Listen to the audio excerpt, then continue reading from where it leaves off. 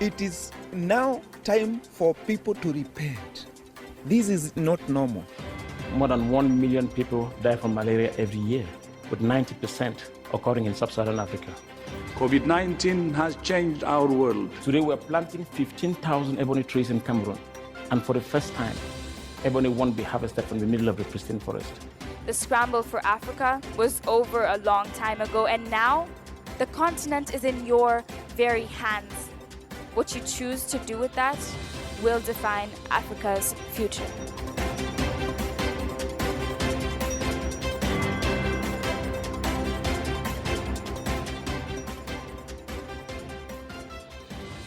Welcome back to Africa Science Focus, produced by SciDev.net.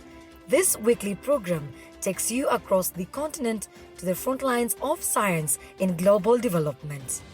This week, our journalists investigate the logistics of scientific funding in Africa, asking, are African institutions really free to dictate their own research? Stay tuned to find out more. I am Sally Amutabi.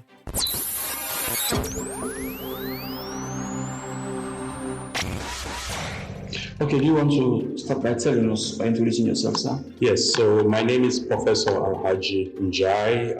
I'm a professor of infectious diseases and toxicology at the University of Sierra Leone, and also a research fellow at University of Wisconsin in Madison. Okay, is research on science and tech, cultural, sociological, and economic aspects prioritized in your country's socioeconomic development? No, so far it is not, and this has been an issue going back to the 60s and 70s in Africa. Our governments have still not been able to prioritize research across different disciplines, across different functions in Africa. So research is not informing our policy within the African context. So governments in Africa, our governments need to take the proactive measure of funding, providing significant amount of their budgets towards research at all levels. And research should be a part and parcel of the educational curriculum and using African systems so that whatever is derived from it, you use that to inform policy, you use that to kind of create national development programs. SciDev's Mohammed Ashmiu Ba, reporting from Sierra Leone. It is well known that development, science and technology are crucial growth factors for any country's economy. Government officials such as Michaela Make in Sierra Leone recognize that Africa's science research lacks funding and support. My name is Michaela Make. I'm the Chief Operating Officer and Director of the Directorate of Science, Technology and Innovation. Okay, do you think Africa is academically well researched by African researchers, especially in the spheres of science and technology? A quick answer to that would be no. But one thing is important to mention is that Africa is playing a role in changing technology in the future. Now, and when we talk about use of technology, it's very generic because technology is a tool that affects several spheres, of development. So yes, when you look at the status quo at the moment, in as much as there is not a lot of research on the African front, but it's very important to note that it is work in progress. And when you talk about science and technology and innovation, we really don't have, for the most part, the necessary resources or support to be doing academic studies. But however, you have to note that there are a lot of youth involvement in how technology and innovation could be used to respond to challenges and issues within respective community, whether or not it's related to health, to energy, and general, economic advancements. Michaela is right. Africa is full of innovation. One example is the recent COVID-19 testing kit designed by Dr. Wayengera of Makerere University. The test comprises of a swab that you use to get a sample from the oropharynx, and then you insert into a tube And then within the tube, there are reagents that react with the virus. So you just shake it a little bit and you should be able to see a reaction. Estimated at costing around $1.07, this novel kit could make mass testing accessible for poorer countries that are suffering in sub-Saharan Africa. In fact, since the start of the pandemic, African researchers have created a variety of impressive services. Last week, Makerere University in Uganda donated 3 novel touchless hand-washing kits to Mulago National Referral Hospital.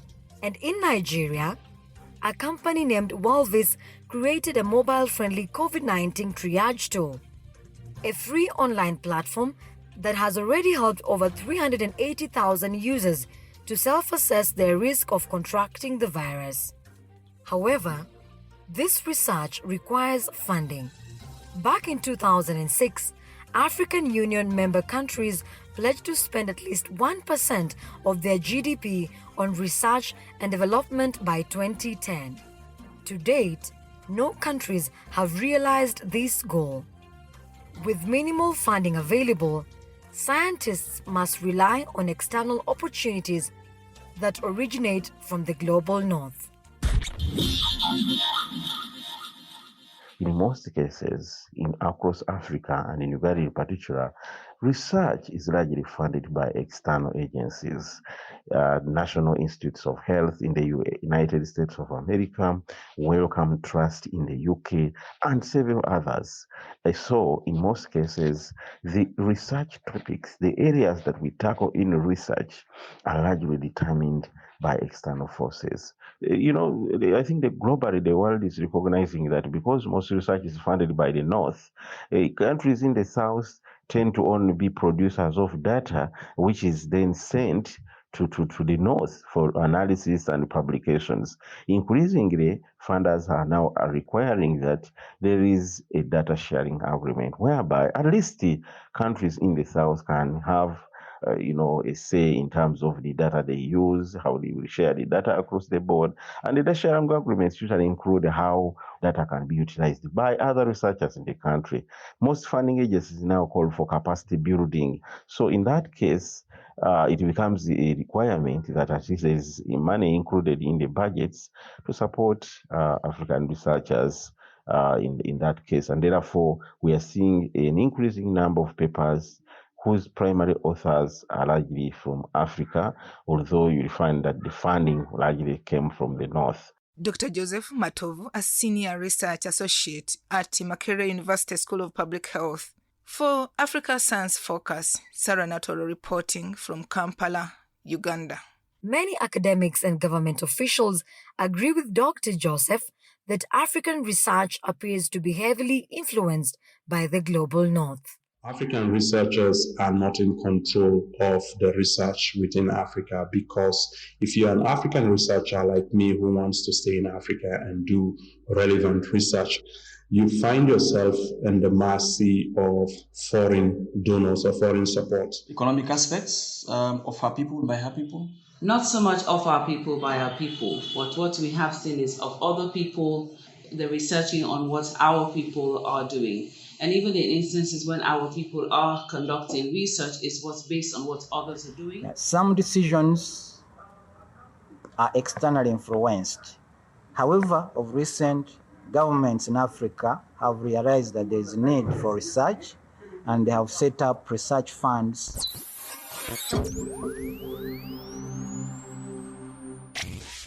Uganda is one of the African countries that has recently set aside more funding to help with research and development.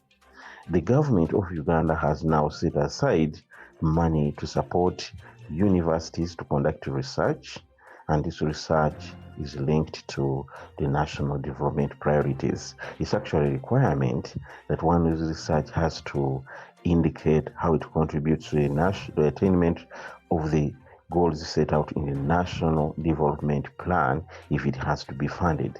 The government of Uganda has set aside up to 30 billion to support Makerere University to conduct research that feeds into national development priorities. So health research is an important component of Uganda's socioeconomic development. This government funding will allow researchers to pursue scientific topics that the scientists of Africa deem to be important.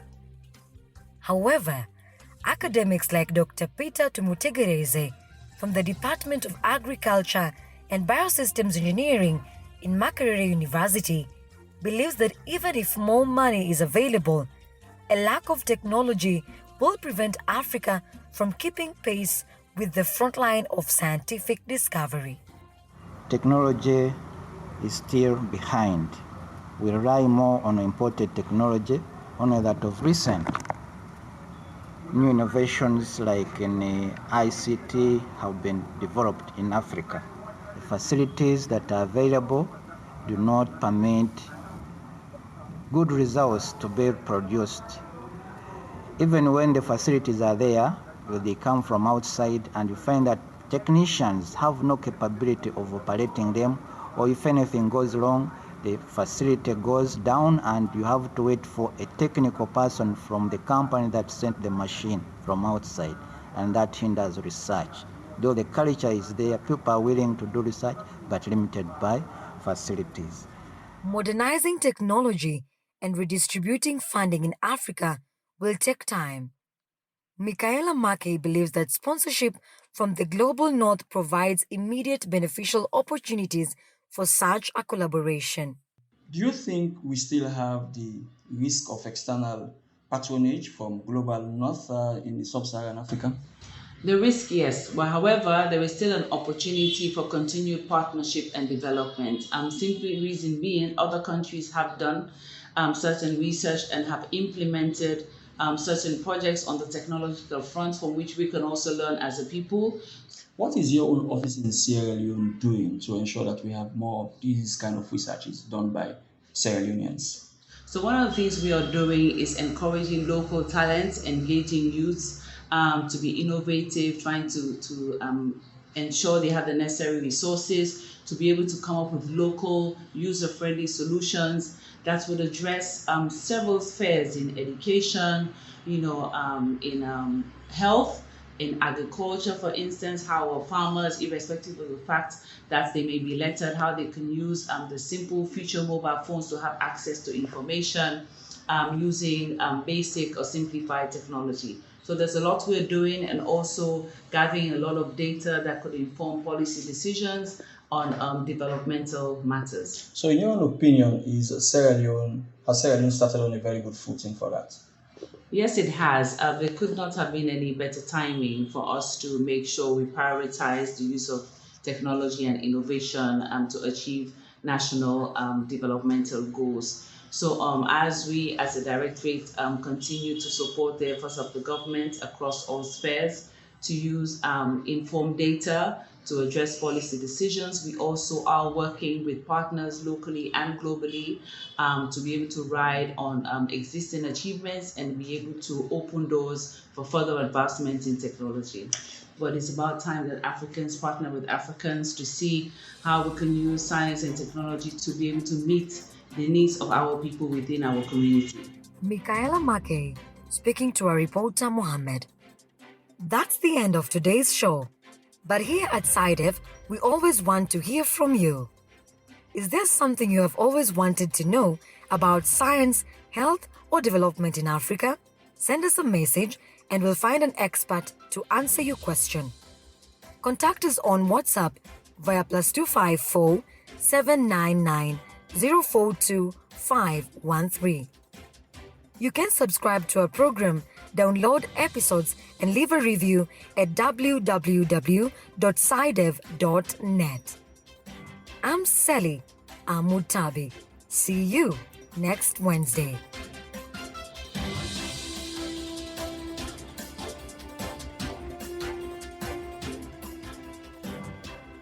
This program was funded by the European Journalism Centre through the European Development Journalism Grant Program with support from the Bill and Melinda Gates Foundation.